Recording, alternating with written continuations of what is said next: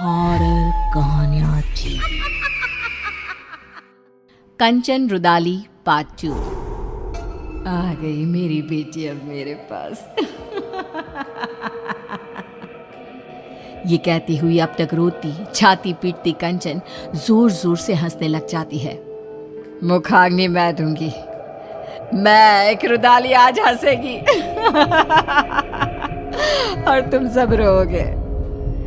कंचन वहीं पड़ी निशा की लाश के ऊपर से ईंट को हटाती है और निशा की अर्थी को जला देती है। बिना किसी सही रस्म के निशा का शरीर राख में मिल जाता है। प्रेमनाथ और ठकुराइन बेसुध होकर सब कुछ देखकर भी पर अपने दिल और दिमाग पर लगे सदमे के कारण कुछ भी समझ नहीं पा रहे थे। जलती चिता को छोड़ कंचन उठकर हवेली से बाहर चल देती है। बाहर की ओर निकलती रुदाली फिर एक बार पलटती है और ठकुराइन को देखती हुई कहती है, चलती हो ठकुराइन, जल्दी ही लौटूंगी। उसके बाहर कदम रखते ही पूरे गांव में मानो सैलाब उमड़ पड़ता है। बारिश तूफान रुकने का नाम ही नहीं लेते। चारों तरफ त्राहिमाम की स्थिति बन जाती है। इतनी गर्मी के मौसम में ऐसी बारिश, इसकी हर बूंद ऐसी है मानो किसी अपने के गम में फूट फूट कर रो रही हो। हाँ, तुम सही कहती हो रंभा। और ये सब हुआ भी छोटी ठकुराइन की मौत के बाद। क्या कारण हो सकता है इन सब का? अरे हम सब कब तक घरों में छिप कर बैठे रहेंगे हैं? अरे खेत की फसलें बर्बाद हो रही है सो अलग, ठाकुर साहब को ही जवाब देना होगा कि ये सब क्या है। परेशान होकर सभी गांव वाले तूफानी बारिश में ठाकुर साहब के घर पहुंचते हैं, जहां वो लोग देखते हैं कि ठाकुर साहब की हालत बहुत नाजुक है। कंचन, ये सब कुछ उसी का किया धरा है ना, जाने क्या करके गई है। जैसे ही उसने हवेली से जाते वक्त कहा जल्द ही लौटती हूँ, तब से इनकी तबीयत बिगड़ते ऐसी हो गई है। शहर से कोई डॉक्टर भी आने को राजी नहीं हो रहे। अब कंचन के घर जाना ही एक उपाय दिखता है। तभी ठाकुर साहब जोर जोर से चीखने लग जाते हैं, नहीं, मुझे प्रेत लोग नहीं जाना। अरे ठकुराइन, देखना ये तेरी बेटी को क्या हो गया है। मुझे साथ ले जाएगी ऐसा कह रही है। ये क्या कह रहे हैं आप? यहाँ पर कोई नहीं है। अजी निशा क्यों ले जाएगी आपको? ऐसा कुछ नहीं होगा जी। अरे गट्टू, तू भी आ गया। देख रही हो ना ठकुराइन, तुम्हारी बगिया संभालने वाला गट्टू आज तेरी बगिया उजाड़ने आया है। ये तो बहुत बुरा संकेत है ठकुराइन। ठाकुर साहब को सब मरे हुए लोग दिख रहे हैं।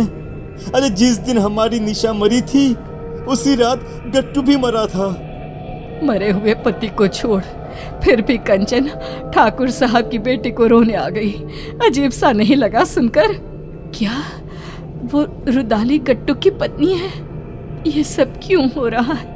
इसका जवाब बस वही दे पाएगी।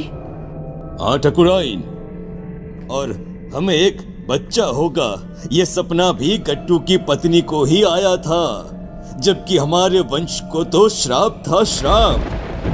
तेज बारिश में सभी भीगते भीगते रुदाली की कुटिया के बाहर पहुंचते हैं। तेज बारिश में बाहर औरतें काले कपड़े में अपने बालों को खोले अपने घुटनों पर बैठी जोर जोर से अपना सर घुमा रही थी। आएगा आएगा गया रे गया रे, आएगा आएगा गया रे, ऐसे कुछ अजीबोगरीब गाना गाती हुई जोर जोर से सर घुमाती वो औरतें बहुत डरावनी लग रही थी। हमें अंदर चलना चाहिए। सभी दरवाजा खटखटाते हैं पर कोई दरवाजा नहीं खोलता। तोड़ दो दरवाजा। हाँ, तोड़ दो दरवाजा।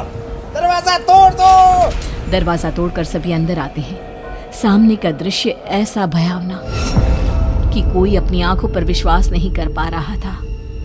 ये क्या? हे भगवान, ये कंचन कौन है? इसके घर से तो प्रेत लोग का रास्ता जाता है।